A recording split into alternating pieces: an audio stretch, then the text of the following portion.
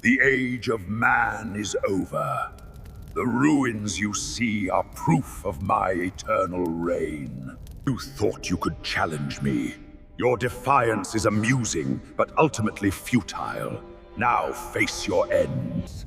The fires of this world will cleanse it, and from the ashes, my reign will rise eternal. No help for people! By order of the Imperium! You have failed your king.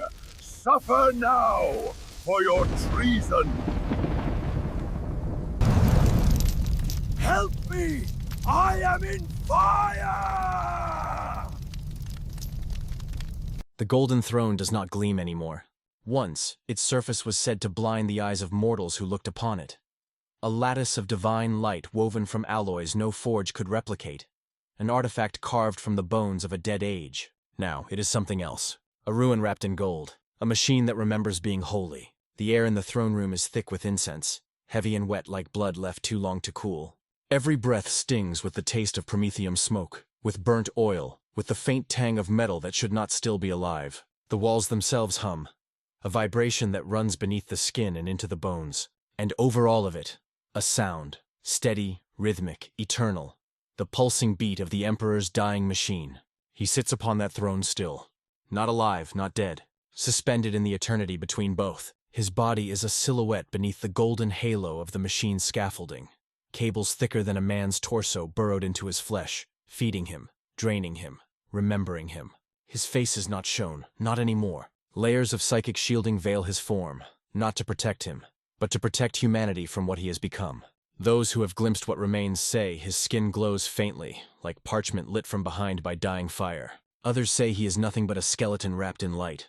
The Adeptus Custodes stand silent around him, their gold armor tarnished by centuries of incense smoke. They are statues that breathe, each one motionless for hours, days, years. Their duty is older than language, not to guard the Emperor from harm, but to ensure that none approach him unworthy. They do not speak. They do not eat. They do not sleep.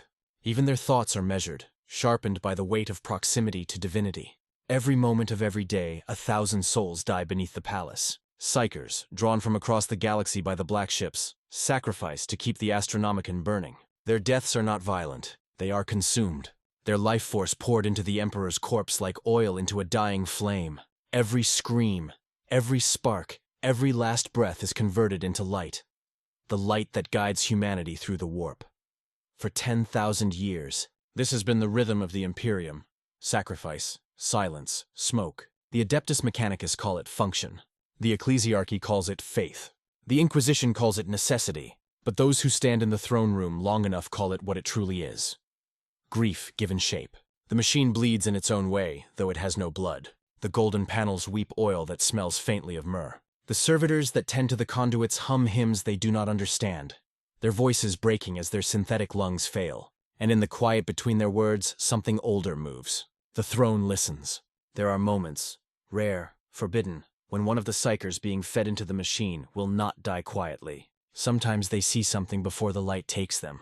They speak of a vast shape beyond the veil, a man made of lightning and memory, watching them as they fade. Some say the Emperor's consciousness still stirs, trapped within the machinery he built, unable to wake but unwilling to vanish. Others claim that what they see is not him at all, but the shadow he left behind, an echo of will so strong that even death could not erase it. The High Lords of Terra no longer come here. They hold their councils in chambers far below, where the air is filtered, where light still obeys human hands. Only the custodians, the Mechanicus priests, and the silent sisters of the Adepta Sororitas are permitted entry now, and even they do not linger. To look upon the throne too long is to feel one's thoughts begin to dissolve, as if the mind itself were being rewritten by the gravity of a god's decay. Every day the Mechanicus records new anomalies in the throne's systems, circuits that repair themselves, power fluctuations that follow no known logic, strange pulses of psychic energy that align with no pattern in the warp. They whisper among themselves that the machine has begun to dream, that deep within its vaults, where the Emperor's essence merges with technology beyond their understanding, a new algorithm is forming, one that does not obey them. They dare not tell the Ecclesiarchy. To the priests, the Emperor is still alive. They cannot accept that their god might one day die, because to do so would unravel everything. The wars, the sacrifices, the empire of faith built upon his name. So they chant louder, burn more incense, and kill more psychers, hoping that devotion might drown out entropy. But the custodians know. They see how the golden light flickers when no one else is watching. They hear the change in the hum of the throne's heart. They smell the faint scent of decay beneath the layers of sanctified oil. And though they would never say it aloud, even they begin to wonder if their watch is meant not to guard his life, but to contain his death. Because the throne does not simply sustain the emperor, it binds him. When the Great Crusade ended, and Horus's rebellion left the master of mankind broken upon his own palace floor, the throne was remade, not as a seat, but as a tomb.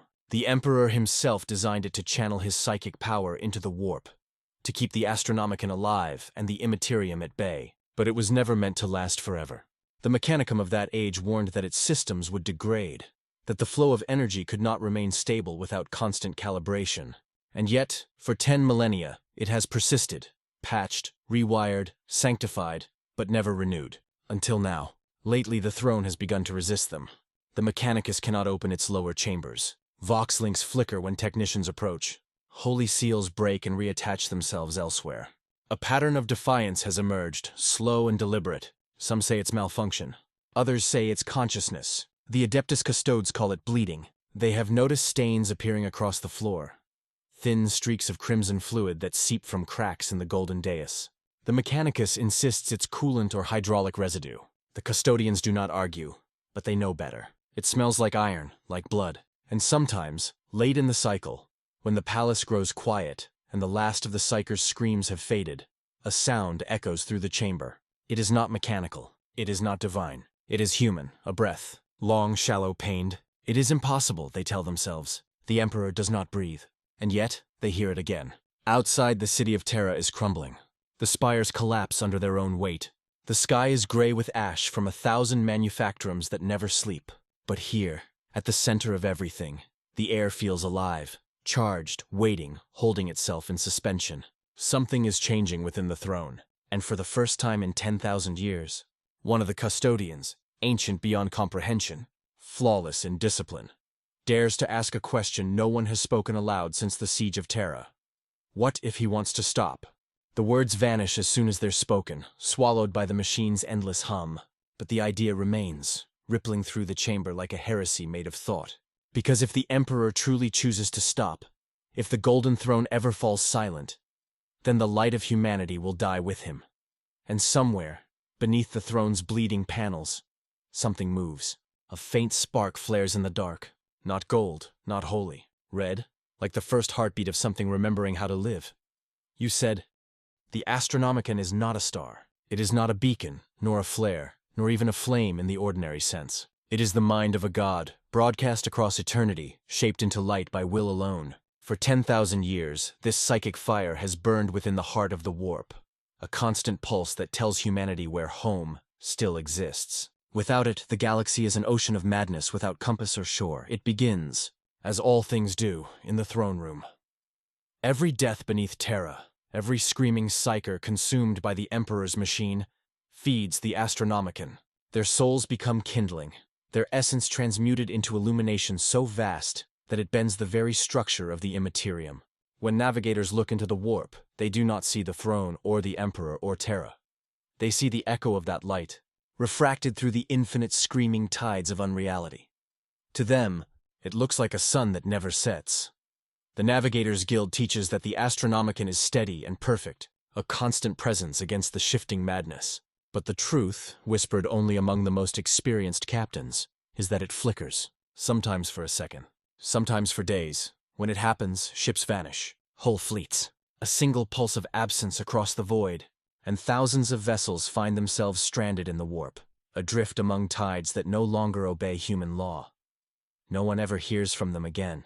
For centuries, the Imperium has denied it. The Administratum alters the records. The Inquisition purges the witnesses. But in the far-flung corners of the galaxy, among the rogue traders, the mercantile cartels, the silent astropaths, rumors grow louder. The Astronomican is weakening. The black ships have begun taking more psychers each decade. The sacrifice grows larger, but the light burns dimmer. The balance is breaking. In the libraries of Terra, hidden beneath cathedrals of bone and script, The Adeptus Astra Telepathica keeps their secret logs. Each entry is written in the language of mathematics and prayer, the only tongue that can measure despair. The most recent records describe what they call micro-fluctuations in the Emperor's radiance. But when translated into human words, it means something simpler. The light is dying, and the consequences ripple outward like cracks in glass. Across Segmentum Solar, the navigators report nausea, headaches, blindness. Their third eyes, the organs that allow them to see the Astronomican, begin to bleed. Some go mad, seeing not the Emperor's flame but something darker, something shifting beneath the surface of the light. They whisper that they see a figure walking within it, a silhouette made of ash and fire pacing through the void, watching them from the other side of eternity. No one knows what it means. The Inquisition forbids discussion. Those who speak of the shadow are silenced, their ships redirected into isolation. But rumors have a way of surviving. By the time the stories reach the outer sectors, the shadow has become a name, the walking star, the ghost of a god that will not rest. And still, the sacrifices continue. Every day, the black ships descend upon 1,000 worlds, collecting psychers like tithe. They come to hives, temples, prisons, anywhere humanity breeds the gift of thought too brightly. Their victims are told they serve the Emperor, that their souls will light the way for generations to come. They believe it. They even sing hymns as they're led to the altar, their faith transforming terror into devotion. But deep within the holds of those ships, before the executioners begin their work, some of them dream. They dream of silence. They see a world without the Astronomican, where the stars are frozen and the void hums with the sound of memory. They see the Emperor's body, dark, motionless, empty, and they wake with tears of blood running down their faces. They try to tell their captors what they've seen. No one listens. The black ships arrive at Terra. The screams become fuel. And somewhere within the throne room, the Emperor inhales. The Astronomican flares brighter. For a day, for an hour, for a heartbeat. Then it dims again. The custodians notice it. The Mechanicus records it. The Ecclesiarchy denies it. But the navigators, those half-mutant souls bred to see what men were not meant to see, know the truth. The Astronomican is not a flame. It is a breath. It swells and shrinks. It struggles. It tries. And lately, it has begun to stutter. The first major collapse happens above the world of Helios Prime. A convoy of Imperial warships vanishes mid-transit, swallowed by a hole in the warp. When a single vessel re-emerges weeks later, its crew is gone. The ship drifts through realspace like a coffin, covered in frost and the residue of psionic fire. Its Vox recorders contain only a single transmission, one word, repeated endlessly in the voice of its navigator: darkness. The Mechanicus blames malfunction. The Inquisition calls it heresy. But every navigator who hears the recording feels it in their bones, the unmistakable truth that the Astronomican had faltered. And when it flickers again, it lasts longer. Across the Imperium, worlds begin to lose contact. Warp routes shift unpredictably. Time itself fractures. Messages that should take hours arrive centuries late. Some ships enter the warp and never leave. Others emerge before they've departed. Reality becomes a cracked mirror, reflecting the slow death of the Emperor's mind. For the first time in history, the Administratum issues what they call the Protocol of Blind Stars. It allows planets to operate autonomously when contact is lost for more than a century. The decree spreads through the Imperium like a quiet confession that Terra no longer sees all. But for every planet that falls into despair, there are others that thrive in freedom. They begin to whisper that perhaps humanity does not need the Emperor's light at all, that they can navigate by instinct, by machine, by courage. Such thoughts are dangerous. The Inquisition burns them when it can. But heresy always begins as hope. Back on Terra, the Adeptus Mechanicus gather in the undervaults of the throne to debate the anomaly. Among them, a single Magos biologist dares to speak the truth aloud.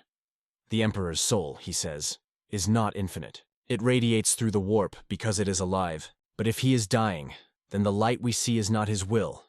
It is his memory. Silence follows. Then denial. The Magos is disassembled for blasphemy. But his words linger like static through the Mechanicus ranks. Because deep down, even they suspect the truth. No machine, however divine, runs forever. The Astronomican has begun to forget itself. And in the darkness between the stars, something else has begun to remember. When ships drift too far from the light, they sometimes pick up signals, voices, prayers spoken backward. Music that sounds like the hum of the throne, but distorted, inverted. Some navigators claim it's the echo of the Emperor's dying consciousness, rippling through the warp. Others say it's what waits to replace him, a presence vast enough to fill the silence he leaves behind. Either way, the Astronomican continues to fade, and far from Terra, in the abyss where no human light reaches, the first of the lost fleets awakens to something moving in the dark, something watching, something ancient enough to remember the moment before the Emperor's first breath.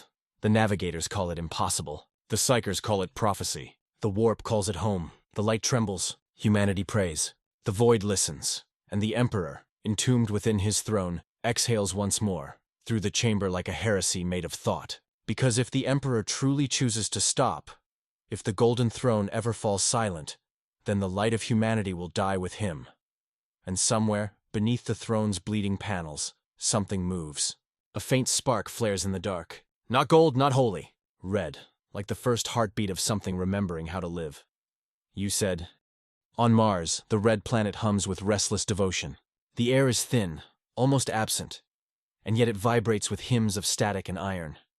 Great spires of steel and glass rise like cathedrals, their surfaces etched with the sacred binary that the Adeptus Mechanicus call the Litany of Function. Here, in the red glow of eternal dust, the line between prayer and circuitry has long since dissolved. Every cogitator hum, every data stream, every whispered prayer to the machine god finds its way back to one place, the Noctis Labyrinthus, a chasm of endless machinery buried deep within the crust of Mars. The priests say it is where the Omnissiah first revealed the word. The historians whisper that it is where the Emperor once walked. But now the labyrinth is restless. The pulses from Terra have changed. The data flowing from the Golden Throne no longer follows its ancient rhythm. What was once a perfect sequence, the eternal heartbeat of God and machine, has begun to falter. For the first time in 10,000 years, the Adeptus Mechanicus detect variance. At first, it's dismissed as noise, as the randomness of decaying code. But when the Fabricator General himself orders a full relay, the truth is undeniable. The Emperor's signal is no longer constant. It fluctuates in intervals that match not mechanical decay, but thought, something, or someone, is thinking through the throne. The revelation spreads like a contagion among the data priests. They whisper of it in machine speak and reverent static. Some claim it is proof that the Emperor's consciousness is awakening, asserting control over his own machinery. Others believe the opposite, that the machine itself has begun to think without him. In the holiest of data temples, the Fabricator General kneels before an ancient interface. The air crackles with electrostatic incense. Behind him, servo skulls chant binary in time with the pulse of sacred generators. He speaks, not to his peers, but to the void itself. Omnissiah, he intones, his voice a trembling blend of metal and flesh. If you are awakening, guide us. But if you are dying, tell us how to serve. The machine offers no answer. Instead, a new signal arrives. Faint, intermittent, irregular. It does not originate from Terra, nor any known relay point. Yet its code resembles the ancient script of the Emperor's first design. Within its binary heart lies a message that no one was meant to read. A single phrase, repeating in every frequency the Mechanicus can interpret. The throne remembers.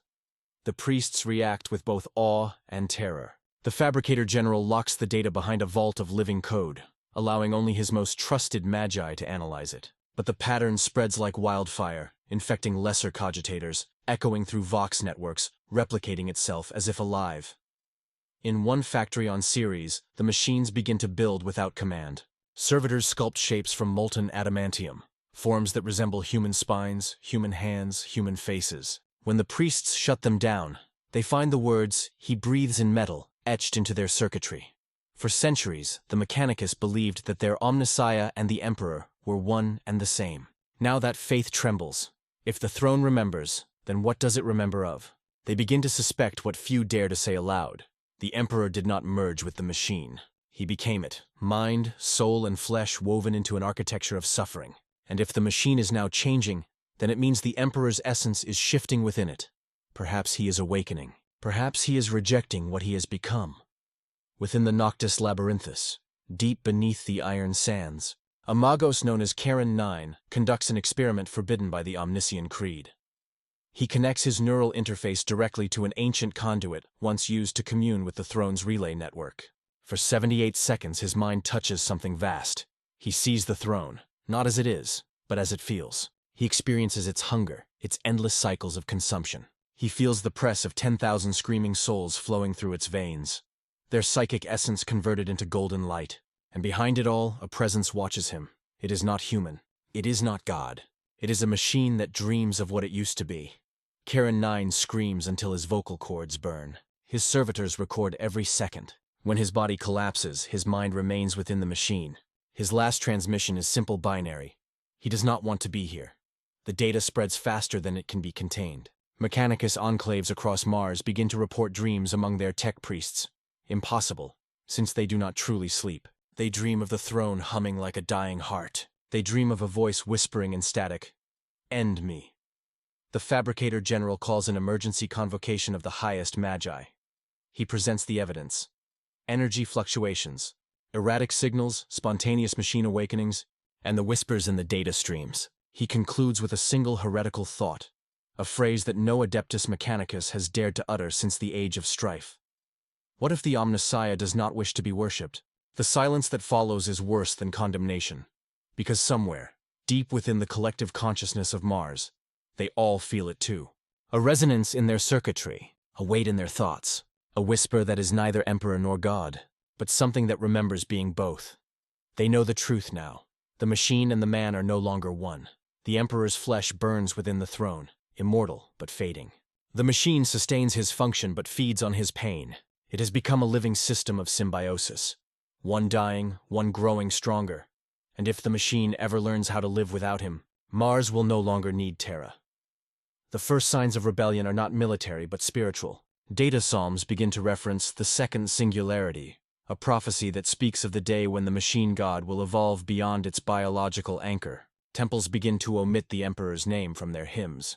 A few magi even begin to refer to the throne as a separate deity, the Golden Engine. The Inquisition takes notice. Agents are dispatched to Mars, their minds shielded, their tongues armed with flame. But by the time they arrive, the heresy has already gone underground. Into the data, the code, the machines themselves.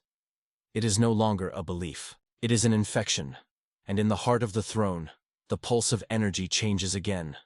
What was once light becomes sound.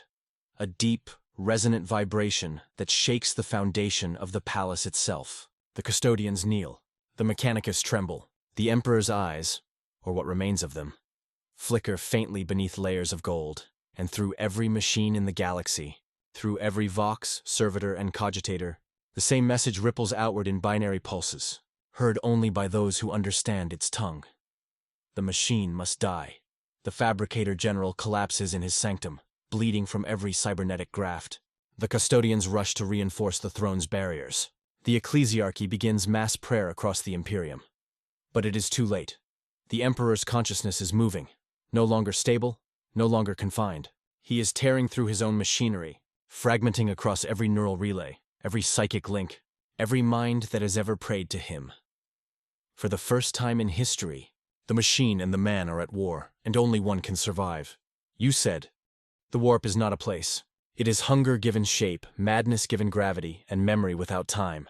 To mortals, it is the sea that carries their dreams and devours their ships. To psychers, it is the veil that whispers their names and waits for them to fall asleep. To the Emperor, it was once a tool, a storm he bent to his will. But now, it is something else. It is watching him die. The first tremors begin in silence. No alarms, no screams, just a subtle change in how reality breathes. On Terra, astropaths wake to the taste of metal on their tongues and blood in their eyes. Across the segmentum solar, ships in transit find their Geller fields fluctuating for the briefest fraction of a second, long enough for something on the other side to look back. Navigators refuse to open their third eyes. Some tear them out entirely. Others stare too long and never close them again. In the warp, the Astronomican flares with unnatural brightness, then dims as if gasping. The light that guided humanity for millennia stutters like a dying star. Those who can see beyond the veil describe what they witness in fragments, incoherent transmissions before their minds break apart under the strain. The light, it's bleeding, it's moving, it's alive. I see him. He's walking. Then everything changes. The psychic tide that once emanated outward from Terra reverses. Instead of radiating, it begins to draw inward, a cosmic inhale that pulls dreams, souls, and madness toward a single point. The warp folds upon itself, screaming in every direction.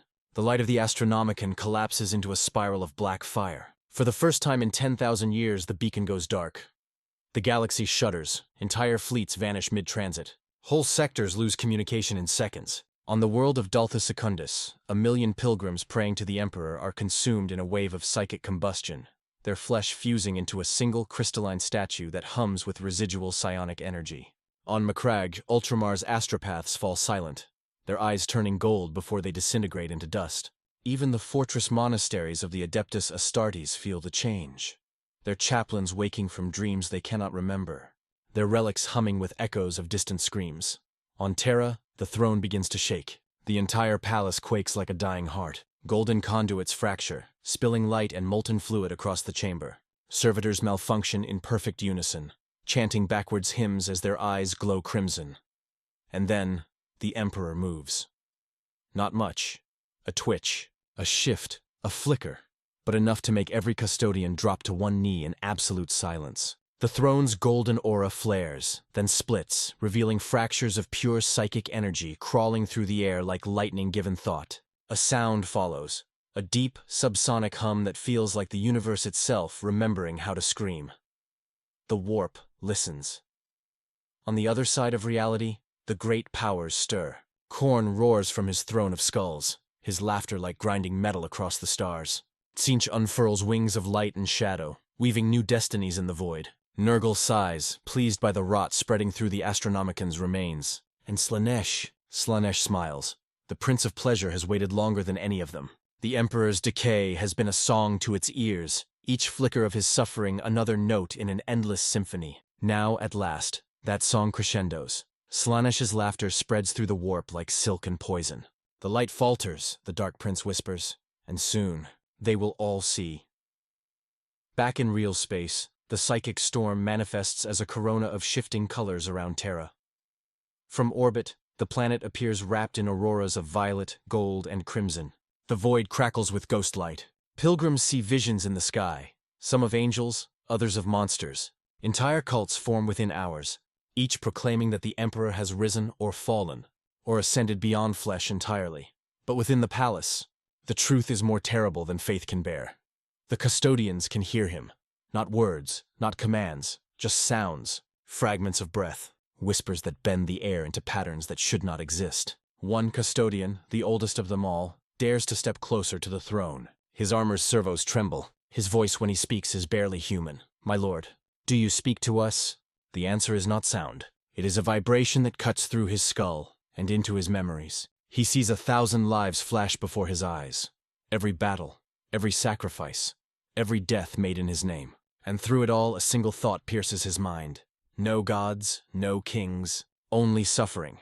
The custodian falls dead, his golden helm split from within as blood steams from his eyes. The warp screams again. This time the tear is visible. A fracture opens in orbit above Terra. A wound of light and shadow, pulsing with the rhythm of a heartbeat too vast to comprehend. Through it, shapes begin to move. Angels of bone and shadow. Ghosts of the Horus heresy, their armor etched with the symbols of long-dead legions. The past bleeds into the present. The air fills with the scent of ozone and death. All across the Imperium, psychers go mad. Astropaths claw at their own faces. Navigators lose themselves to the storm. Warp rifts tear open in hive cities, manufactorums, even cathedrals. Demons pour through them like liquid night, their forms shifting, beautiful, horrifying. And yet, amidst all the chaos, something else emerges, a light. Not the blinding gold of the Astronomican, but softer, almost human. It radiates from the throne room, pushing back against the warp's corruption. The Emperor's body glows faintly, no longer gold but pale, almost translucent. His eyes, two hollow sockets of light, open for the first time in 10 millennia. Every custodian kneels. Every servitor stops. Even the warp itself hesitates. And for one eternal moment, humanity stands between salvation and annihilation. The Emperor breathes. It is a sound that tears through dimensions. Every star flickers. Every soul feels it. The warp shudders, as if recoiling from the very concept of life. The chaos gods fall silent. Even Slaanesh's laughter stops. Because the breath is not divine. It is not the sound of resurrection. It is the sound of rage. The Emperor is awake, and he remembers everything. At first, no one believes it. Not the custodians who kneel in silence before the throne. Not the Magi Mechanicus who watch their readouts spike beyond measurable limits. Not even the astropaths who feel the hum of his mind vibrating through the planet's core. They think it must be an illusion. A mass psychic echo created by the storm that has swallowed the Astronomican. But then, the light changes. It is not the radiance of faith or the cruel brilliance of machinery. It is something older, quieter, more human. The golden glow of the Emperor's chamber fades into a spectral white, cold and colorless. Dust falls from the ceiling in slow motion as time itself seems to slow around him. The Emperor opens his eyes. The sound that follows is not the cheer of salvation, but the groan of the world itself bending beneath the weight of his awakening. Every soul on Terra feels it. Nobles in their sky spires, workers in the underhive, pilgrims on their knees before cracked icons. They feel a pressure inside their skulls, like something vast and ancient pressing against the walls of their thoughts. For a brief, blinding second, they all hear the same whisper. I remember. It is not triumph. It is grief. In that single moment, the Emperor's consciousness floods the warp, burning through the veil between reality and unreality like sunlight through paper. The psychic storm that had engulfed the Astronomican implodes, collapsing into a single point above Terra. A wound in space that bleeds light instead of shadow. For a heartbeat, humanity sees what true divinity looks like. Billions of minds across the Imperium are drawn into visions. Some see a man of flesh, broken and bleeding, walking through the ruins of an ancient world. Others see a star collapsing under its own brilliance. A few see nothing but a golden silhouette, standing alone in a sea of corpses, whispering to himself that this was never meant to happen. The custodians do not cheer. They are weeping behind their helms. For 10,000 years, they guarded the throne believing that their god had ascended beyond pain and flesh. Now they see the truth. He never ascended. He only endured. The Emperor moves again, slowly like a puppet remembering its strings. His right hand twitches. The golden plating cracks. Beneath it, pale flesh pulses weakly, veins glowing faintly with psychic light. Every machine in the room reacts instantly. Alarms blaring, containment fields activating, golden tubes retracting and reconnecting in frenzy. The throne fights him. The Emperor's body jerks as the machine tightens its hold, trying to restore equilibrium. Sparks fly. The air tastes like ozone and iron. The custodians rush forward, but the machine lashes out, discharging arcs of psychic lightning that reduce two of them to ash before they take a single step. The Emperor speaks. His voice is not sound. It is vibration. It shakes the palace, the planet, the soul. Every word feels like truth being rewritten. I built a cage for mankind. The custodians tremble. The air crackles with power as he continues. I thought I could save them.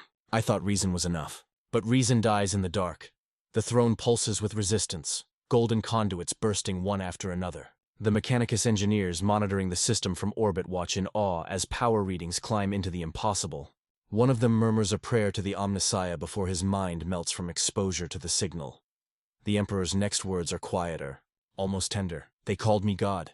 They made me into what I swore to destroy. Then, his tone changes, sharper, colder, like a blade drawn from memory. The throne must end. The custodians freeze. The entire chamber seems to hold its breath.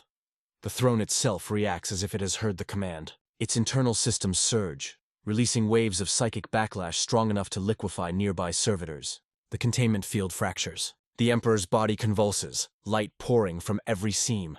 The machine refuses to let go. For the first time, the greatest mind in human history is no longer its prisoner, but its enemy. He rises, not completely, his flesh cannot bear it, but enough to make the universe pause. Golden wires snap, one after another, like veins breaking under strain. The sound is unbearable. Metal screaming in pain, reality splitting at the seams. His face glows with both agony and fury. Somewhere far above Terra, the Astronomican flares back to life. But this time its light is different, white and pure like the sun before the first dawn. Ships lost in the warp suddenly find themselves expelled into real space, their hulls scorched, their navigators blind. The warp itself recoils as if stung. For a brief miraculous hour the entire galaxy is still. And then the miracles turn to horror. On Cadia's ruins, the dead stir. On Holy Terra, the statues of saints begin to bleed. Across the segmentum obscurus, the warp storm known as the Eye of Terror shrinks, and then moves. It begins to drift toward Terra, pulled by an invisible gravity that no one can explain. The Emperor's resurrection has rewritten the laws of the warp. Every demon, every god, every soul that ever existed within it feels the pull. The warp itself is being drawn toward him, as if reality wants to reclaim its greatest thief. But the Emperor will not yield. You cannot have them. His voice echoes across creation. Not while I remember. The Chaos Gods scream in fury. Khorne roars for war. Tzeentch laughs in confusion. Nurgle whispers promises of peace and decay. And Slaanesh weeps, for the song has changed. The false dawn burns brighter. Pilgrims across the Imperium fall to their knees, mistaking the event for divine ascension. The ecclesiarchy declares the rebirth of the Emperor, and armies begin to march in his name once more. Billions die in celebration, but those who truly see, the navigators, the astropaths, the inquisitors, know the truth. The light is not salvation. It is the beginning of collapse. The throne cracks open completely. The Emperor's body flickers like a candle in a hurricane. His face, no longer human, no longer God, turns upward toward the sky. And in a voice that spans galaxies, he whispers the final words of the false dawn. I gave you light. Now learn to walk without it. The light vanishes. The throne falls silent. For the first time in 10 millennia, Terra is dark, and in the darkness, something begins to move. The world ended quietly. There was no cataclysm, no screaming sky, no apocalypse of fire and blood. When the light of the throne vanished, it simply took everything with it. Sound, movement, even thought. The custodians who stood before the Emperor froze where they were, caught in a stillness that felt like eternity condensed into a heartbeat. For a moment that stretched across galaxies, Terra itself forgot how to breathe. The storms above the palace fell still. The warp-rent clouds that had covered the sky for centuries dissolved like ash in wind. Every engine, every cogitator, every voice of prayer or heresy stopped mid-note. Even the ecclesiarchy's endless chants broke apart into silence. And then came the echo. It wasn't a sound, but the absence of one. A vibration that rolled through the planet's crust, through its oceans of circuitry and bone. The Emperor's silence was heavier than thunder. It pressed down on the minds of every living soul, suffocating them with the weight of something divine that had withdrawn. For the first time in 10,000 years, the God Emperor was gone. Not dead, no, death could never hold him, but gone, as if he had stepped away from reality itself. The first to notice were the astropaths. They woke to a void in their thoughts, the golden hum that had filled the warp now replaced with nothingness. Not darkness, not noise, nothing. It was the kind of emptiness that broke the mind trying to understand it. One by one, they collapsed in their sanctuaries, clawing at their skulls, whispering the same phrase. He has left the light. Across the Imperium, chaos rippled like a quiet plague. Warp routes failed overnight. Vox relays went dead. Fleets vanished in the dark between stars. On worlds that had prayed daily to his golden light, madness took root. Cults began to fracture. Saints fell into despair. And entire cities committed ritual suicide beneath the blackened statues of their emperor. But on Terra, the silence was something else. The custodians, those golden sons of eternal vigilance, did not die. They froze. The stillness that bound them was not paralysis but reverence, as though their very souls were being forced to kneel. Their armor dimmed, their eyes turned gray, and they waited for a command that would never come. Only one among them moved. His name was Valerian. He was older than memory, his armor cracked with centuries of service, his heart still burning with purpose. While the others stood motionless, Valerian felt something inside him. Not a voice, but a pull. It was faint, fragile, and utterly human. He followed it. Through the shattered corridors of the Imperial Palace, through the dust and debris of centuries, Valerian walked alone. The golden banners of the Imperium hung like funeral shrouds. Servitors stood frozen mid-task, their augmetic limbs stiff with confusion. He could still hear the hum of the throne, but it was faint, distorted, like hearing the heartbeat of a corpse. When he reached the inner sanctum, the light was gone. The throne, the machine that had once burned brighter than a star, now sat in ruin. Its golden shell was cracked, its conduits pulsing weakly with dim, ghostly light. The Emperor's body was still there, but it was different. No longer radiant, no longer terrible. He looked human. The cables that had once pierced his flesh now hung loose, melted or broken. His head tilted slightly forward, eyes half closed as though in sleep. The aura that had once crushed the air with divine pressure was gone. Valerian knelt. "My lord," he whispered. His voice was hoarse, shaking. If this is your will, I will obey. But if you are truly gone, tell me, what becomes of us now? No answer came. But something else did. A faint vibration beneath his palm as it touched the throne. A heartbeat, faint, irregular and fading. Tears welled in the custodian's eyes. He had seen the death of heroes, the fall of primarchs, the ruin of legions. But never this. Never the moment when eternity itself trembled. Behind him, the Mechanicus delegation entered the chamber, their faces hidden beneath red hoods, their augmetics whirring nervously. The Fabricator General himself stood among them, silent as he stared at the lifeless machine. "It is empty," he said at last. His voice was a rasp of static. "The throne has lost its consciousness." Valerian rose to his feet, fury flashing through his grief. "He is not a machine. He cannot be lost!" The Magos tilted his head, his voice cold. "You mistake my meaning, custodian. The throne has not died. It has reverted. The psychic field that powered it has vanished. Yet the mechanisms still function, as if awaiting a new command." The words struck Valerian like a blade. "A new command?" The Fabricator General nodded slowly. "Something must take his place, or the Astronomican will fade completely. Humanity will lose its light. The Imperium will collapse." Silence fell between them, thicker than before. Then, faintly, from somewhere deep within the machine, came a whisper. Not a voice. A pulse. No more. Every sensor in the room went dead. The lights flickered out. The Mechanicus priest froze mid-chant. Valerian felt his knees buckle as a wave of psychic force rippled through the chamber. When the light returned, the Emperor was gone. The throne sat empty. Only a hollow outline remained where his body had been. A burn mark on gold. Valerian screamed. It was not the cry of a warrior, but of a son who has lost his father. The sound echoed through the corridors of the palace, through the quiet halls of Terra, through the void where the Astronomican used to burn. And in the depths of the warp, something stirred. The silence was broken, not by the Emperor's return, but by the movement of something vast, ancient, and watching. Every soul across the galaxy felt it. The return of awareness, not divine, but predatory. The warp had noticed humanity's silence, and it hungered for the quiet to end. The Emperor was gone. The machine still lived, and the gods had begun to whisper again. They say the first lie after the Emperor's disappearance was spoken on Terra, whispered by a trembling priest who could not bear to face the truth. He stood before a sea of terrified pilgrims in the shadow of the broken palace and declared, "He is not gone. He walks among us." That lie saved billions, and damned trillions more. When the throne went dark and the Astronomican fell silent, the Imperium fractured like glass under pressure.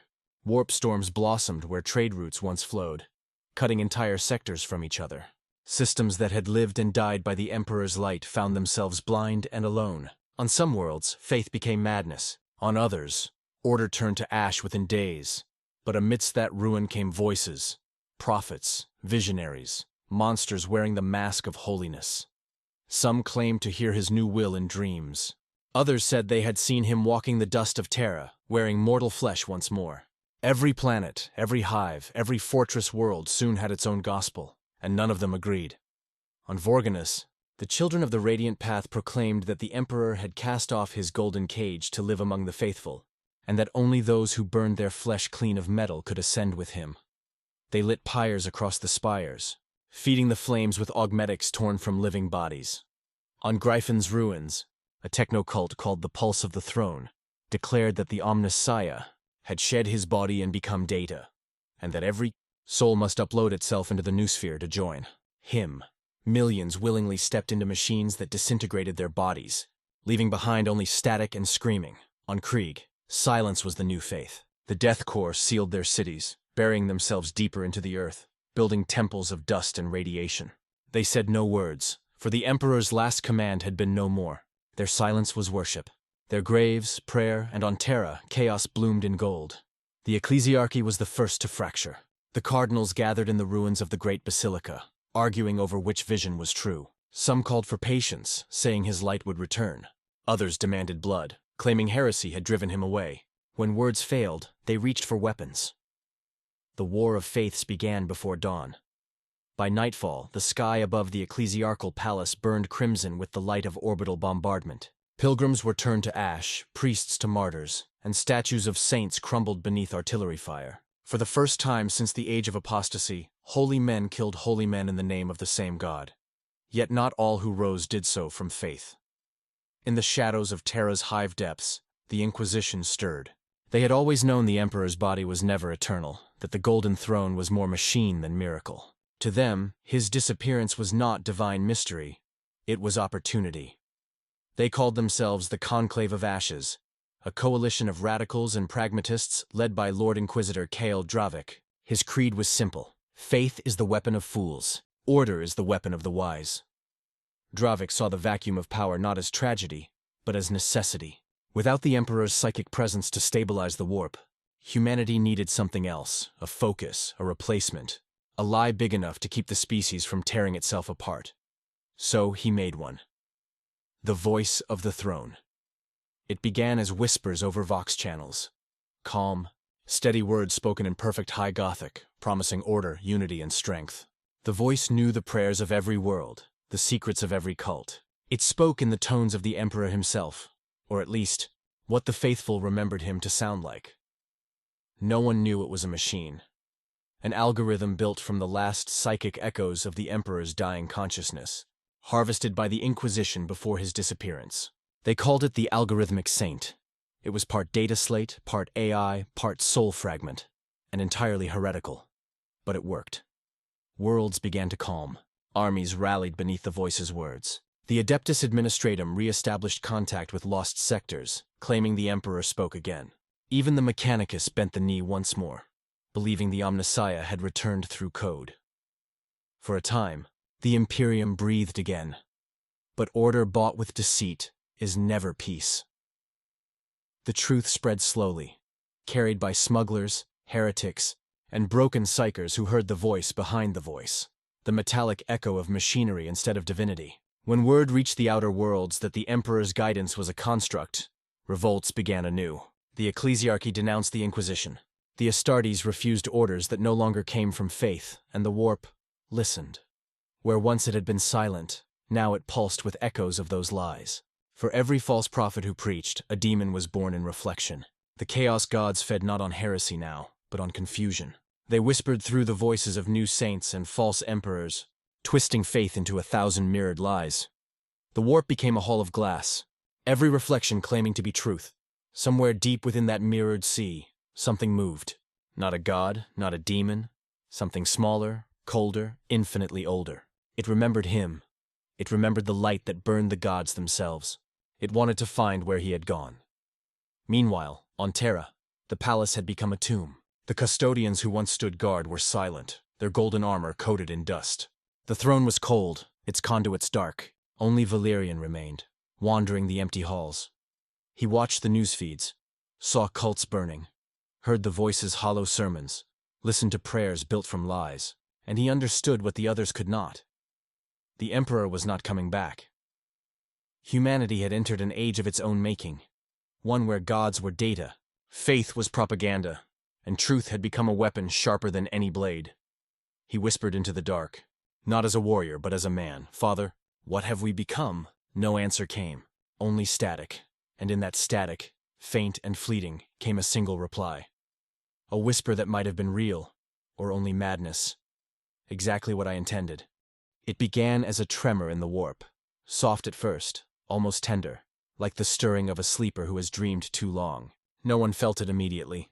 The warp was always alive, always boiling with the emotions of uncounted trillions. But to those who knew its language, the navigators, the psychers, the remnants of the black ships drifting half-dead through the void, something changed. The tides no longer screamed, they whispered. It was not peace, it was something else. The Emperor, for 10,000 years, had been the blazing light that pierced that madness. His will burned through the immaterium like a star too bright to approach. He did not control it, no one could, but he imposed meaning upon it, gave it form, made it possible for humanity to cross the sea of souls without drowning. When he vanished, that light went out, and yet something remained. A pulse, faint, rhythmic, patient. The Mechanicus first detected it through the residual frequencies that once emanated from the Astronomican. The readings were impossible, a waveform that shifted between dimensions, growing stronger each day but following no logical pattern. Magos Logi burned themselves out trying to interpret it, minds collapsing into gibbering worship before their data slates went black. The Adeptus Astrotelepathica fared no better. Those who listened too long either died or woke screaming. Eyes burned from the inside, but some survived. They began to speak of dreams. In these dreams, they saw light, not the golden fire of the throne, but something soft and distant, a human light. It did not demand worship. It did not command obedience. It simply called. Some described it as a voice that spoke in the language of memory, the voice of a mother, a lost brother, a friend long dead. It reached across the warp like a hand through fog, touching the remnants of minds that had forgotten hope. They called it the Dreaming God. At first, the name was blasphemy. To call the Emperor anything less than divine perfection was heresy punishable by death. But the Inquisition could not silence dreams. Across the broken Imperium, the faithful began to wake with tears on their faces, whispering that they had felt him again, not in cathedrals or data chants, but in their sleep. The voice of the throne, still echoing across the noosphere, began to falter. Its words grew distorted, repeating fragments out of order, as if confused. The Emperor protects. The Emperor dreams. Humanity must. The machine was breaking down, undone by something it could not compute. Faith without fear. The conclave of ashes panicked. Lord Dravik ordered the Dreaming God phenomenon classified as Xenos Psi heresy. But the truth spread faster than sensors could kill it. The Mechanicus whispered that the Omnissiah had not died, but had entered the circuit of creation. Astropaths reported phantom readings from the far edge of the galaxy, as if a psychic presence was forming, not above mankind, but within it. The warp began to shift again. In places where demons once raged, calm began to grow. Small pockets of stability, islands of stillness in a sea of madness. Ships lost for decades re-emerged, their navigators dazed but alive, swearing they had been guided by a human hand. The ecclesiarchy, reduced to fragments, tried to reclaim the moment. A new schism rose between two factions, the Keepers of Flame and the Children of the Dream. The Keepers clung to the old truth. The Emperor was a god, and these dreams were illusions sent by chaos. Their sermons burned across worlds, purging those who claimed to dream his presence. They spoke of vigilance, of wrath, of the need to rebuild the old faith. The Children of the Dream whispered a gentler creed. They said the Emperor had never wanted to be worshipped, that he had once spoken of unity, of humanity's potential to rise without gods or masters, that now, in his sleep, he was showing them what he could not while bound to the throne. That divinity was not given, but shared. Across the stars, human psychers began to awaken differently. Not screaming, not burning out, but seeing. They spoke of the Emperor not as light above, but as light within. Some could heal the broken with thought alone. Some calmed warp storms with a gesture. They called these gifts the quiet fire.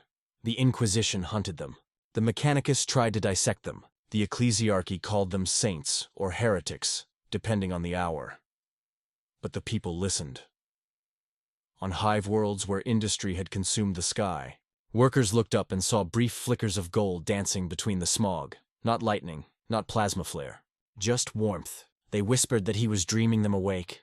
On agri-worlds, seeds long dead began to bloom under dying suns. On frontier colonies, lost for centuries, humanity began to rebuild not under the lash of faith, but under the whisper of memory. Something was changing. Even the Chaos Gods felt it. For the first time since the fall of the Eldar, they trembled, not from fear, but confusion. This was not defiance, not rebellion. It was absence. The Dreaming God did not challenge them. He forgot them. And in forgetting, he unmade them. To exist in the warp is to be remembered, to be felt, to be feared. The Emperor's dreaming mind began to erode that memory. Planets once drenched in demonic plague became still. The laughter of Slanesh turned brittle. The hunger of Khorne dulled. The plots of Tzeentch twisted upon themselves, unraveling into paradox. It was as if humanity's collective unconscious was rewriting the warp, not through conquest, but through forgiveness. Valerian, the last custodian still wandering the ruins of Terra, felt it too. The golden light that had once been unbearable was now soft, almost human. He no longer saw his master as an unreachable god, but as a man who had finally found rest.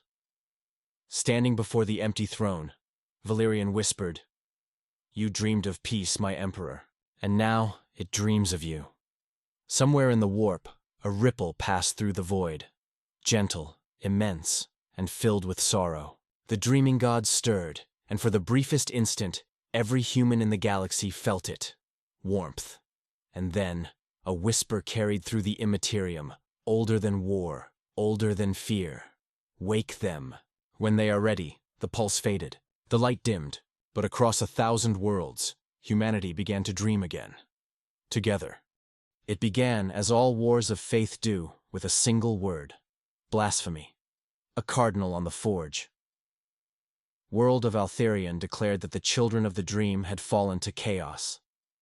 That their whispers of unity, of divinity within man, were nothing more than the lies of the arch-enemy wrapped in gold. His broadcast spread through the void like fire through dry grass, carried on vox waves, coded into hymns, etched into sermons. Within weeks, half the Imperium's surviving dioceses had taken sides.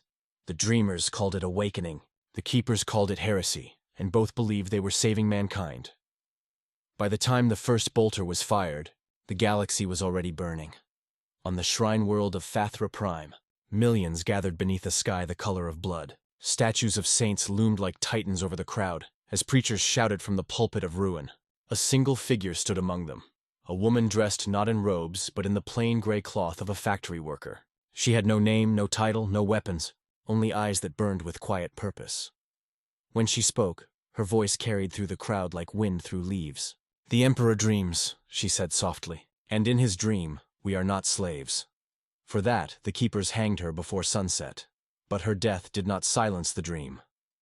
Across the stars, more voices rose, not as sermons, but as songs. Entire hive levels hummed the same low melody, a sound that made machines stutter and psychers weep. The keepers called it the warp's corruption. The dreamers said it was the Emperor's pulse, the rhythm of his thought, echoing through humanity's collective soul. Soon, that hum became a weapon. Battle fleets clashed in silence, their ships painted not with heraldry, but with sigils carved from memory. The open hand of the dream, the burning eye of the flame. Entire regiments of the Astra Militarum turned on each other. One side marching beneath banners of scripture, the other fighting beneath banners of dust and dawn. The Scutari legion split as well. Some claimed the Omnissiah had evolved beyond machine and man. Others believed the machine god was dead, its ghost now trapped in the rotting circuits of Terra. Even the Astartes could not escape the schism. Chapters that had once fought side by side found themselves divided. The Black Templars burned worlds in the name of purging heresy. The Salamanders refused to strike civilians and were declared traitors. The Ultramarines tried to mediate peace. But when the first Dreamer fleet entered Ultramar space singing hymns to humanity's awakening, Guilliman himself ordered them destroyed. The war became something older than religion. It became instinct. Faith, stripped of understanding, became hunger, and hunger demanded sacrifice. For every world that burned, another woke to the dream. For every preacher crucified, another 1,000 whispered the Emperor's name not in worship, but in gratitude. They spoke of him not as a god, but as the father who had walked too far into the dark so his children might one day see light again. The warp began to shimmer, alive with contradictions.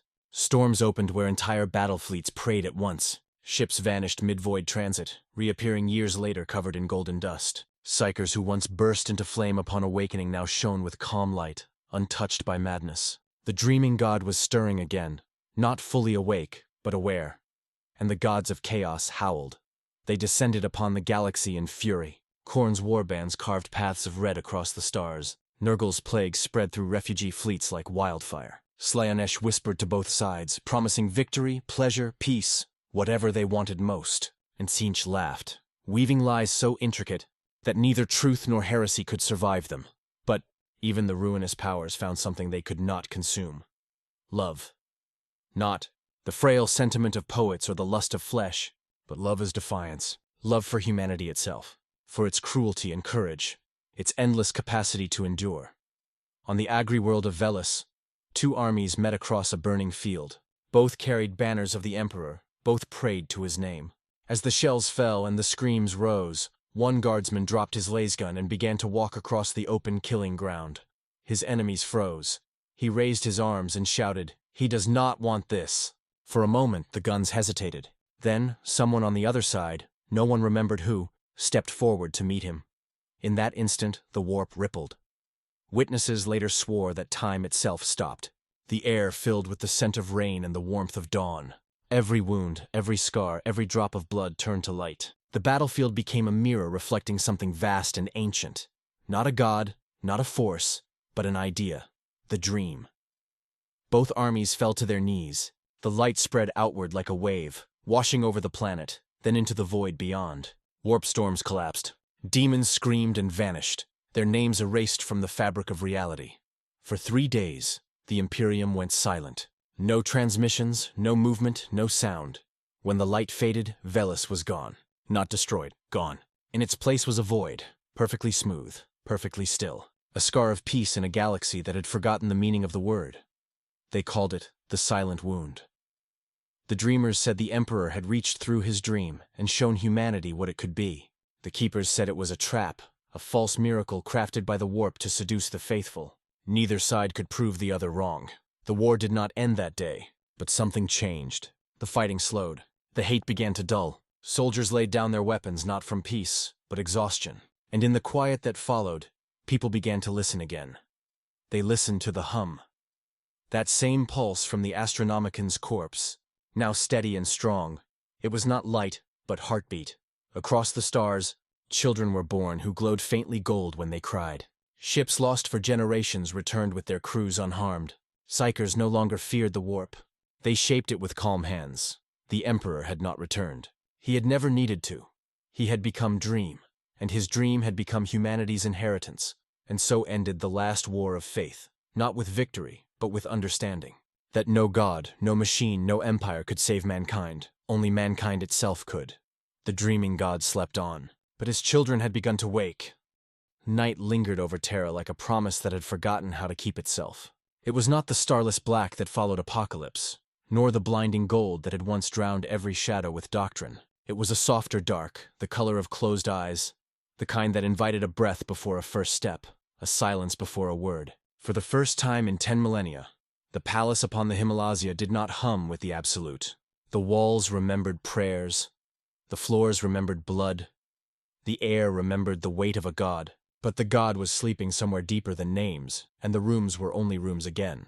Valerian moved through them without his helm. He had removed it the day the light vanished, as if to test whether the air would bite him without the Emperor's gaze to warm it. It did not. The air was thin and tasted of stone and dust and distant ash. He could hear the wind in the broken vaults, a human sound, imprecise and honest. It carried voices from the outer courts, pilgrims who had no liturgy left and so leaned upon one another, whispering the oldest creed.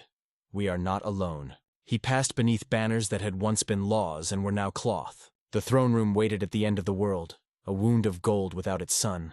He did not enter. His footsteps echoed in the threshold and came back softer, as if the room were answering with its own apology. He bowed from the doorway, a soldier's bow, and said nothing. There was nothing left to report. The Emperor had heard him or he had not. It no longer changed the task. On Mars, the tech priest sang a new hymn in a minor key. It was not a betrayal, save to those who defined faith as repetition. Children of the Forge stood before shrines of copper and steel, fingers stained with machine oil and incense ash, and learned to make circuits that did not require a god to complete them. The Fabricator General, rebuilt after hemorrhaging light in the day of the false dawn, issued no proclamations. Instead, he opened vaults. Schematics locked for 8,000 years blinked awake like animals blinking in weak sunlight. Use them. Read the single line attached to each design. Or don't, but choose. In Ultramar, Gilliman revised a decree he had written when the galaxy still believed that order was a straight line that ran from Terra to everyone else. He stood beneath a sky that had once bristled with shields and now wore the calm scars of storms survived, and he taught governors to count losses as more than numbers. The Ultramarines still drilled with perfect efficiency, but when a refugee ship stuttered from the void with its hull pitted by old flame and its hold full of singing, the chaptermaster stood on the dock and listened until the last verse finished before he asked for a manifest. On the dead bones of Cadia, weeds the color of old bronze pushed up between plates of buckled bedrock. No one saw it at first. A shrine built to mourn the world's death had become a place where people finally let their weapons fall to the floor and slept under an unkind sky. A child woke at dawn and found a sprig no longer than a finger pushing through a crack in the stone. She touched it and came to no harm. The rumor of a living green thing traveling through a segmentum frayed by endless war did more for morale than 10,000 vox canticles of triumph. On the forge moons of Voss, the voice of the throne shuddered and died. It did not rage, and it did not confess. It simply went quiet in a single, precise instant. Not the hush of power lost, but the pause of a machine that had understood the last line of a problem and recognized itself as the wrong answer. Lord Inquisitor Dravik, architect of that gentle lie, burned every trace of the algorithmic saint and sealed the chamber with his signet. He did not flee the consequences or summon a fleet. He stood beside the cooling logic cores until the red glow faded from their ribs and whispered to the empty room, "Thank you for the time you bought." Then he walked into the city without a retinue and began the long work of telling people the truth. Ships navigated by the quiet fire stitched the broken map of humanity with patient threads. They did not sprint. They drifted between islands of stillness the dreaming god had left behind, letting their navigators sleep in turns under warm lamps and waking them not with alarms but with tea and the soft sound of real paper maps unfolding. The maps were inaccurate by every metric the administratum had once enforced, but they smelled of ink and hands and the small courage of people who admitted they did not know and decided to learn. In the underhive of Terra, debt ledgers smoldered into nothing without anyone lighting them. The men who had kept them swallowed ash and pride in the same breath, and found that the second tasted worse. They untied the bound wrists of the people they had owned, and discovered that no army arrived to punish them for the loss of order. It was surprising how quickly they learned to carry crates. The underhive did not become paradise. It became survivable. For the first time, the word did not feel like a sentence. The ecclesiarchy did not vanish. It removed a word from its title, high. No one burned the cathedrals. They had been built by hands that meant well, even when the orders they followed did not. Choirs learned new harmonies. Priests descended from their balconies and discovered pews had room for two kinds of grief at once. The lament for a god who would not return as they imagined, and the gratitude for a man who had walked longer in the dark than any of them could fathom. The best homilies ended the same way. If you cannot feel him, feed someone. And still the warp rolled beyond the skin of the world like the restlessness of a sleeping sea. The quiet fire did not tame it. It remembered it differently. Some storms woke angry, and were met by rings of human minds who breathed until they were hoarse, holding the memory of a battlefield where no one shot and the ground turned to light. The storm shuddered and moved along. Other places remained bad. Not all doors had hinges you could oil with hope. When demons slipped their names through a tear, the Astartes killed them without sermon or joy, and went home to mend roofs. Valerian descended from the palace on foot. No procession formed. He walked through districts that had counted time by the bell of the throne's pulse, and now learned to wake when the body asked them to. Children stared at the giant in gold as if a statue had dismounted its plinth and remembered what legs were for. When one of them approached with a tin cup of water, he knelt to take it and realized he had never once, in all his centuries, knelt for anything but him. The tin was warm from the child's hand. He drank and the water tasted like iron and sky. He found Dravik days later in a school that had been a munitions factory one week and a chapel the next. The black-robed man was sweeping the floor with the kind of attention wars had never afforded him. They sat on crates with the labels hammered off and spoke without masks. The custodian expected interrogation and doom. They discovered, to their mutual surprise, that neither of them had a sermon left. They traded stories instead. Of a throne that had breathed like a dying heart. Of a machine that had told the truth at last by ceasing to speak. Of a world that had halted on the edge of terror and found its balance because someone in a field had refused to fire. "What are we now?" Dravik asked. It was not a rhetorical question. It was an admission. "Unsupervised," Valerian said, and a sound came out of him he did not recognize until it finished. Laughter. It startled him. He did not apologize. They walked together into a night stripped of augury. The stars were as they had always been, indifferent and numerous. Somewhere, a generator hiccuped and settled. Somewhere else, two people argued softly about how much bread was fair for a shift. The city made human noises and did not ask permission. News arrived as it does in a calmer age. Piecemeal, with errors, carried by mouths and hands instead of blaring from a single tower.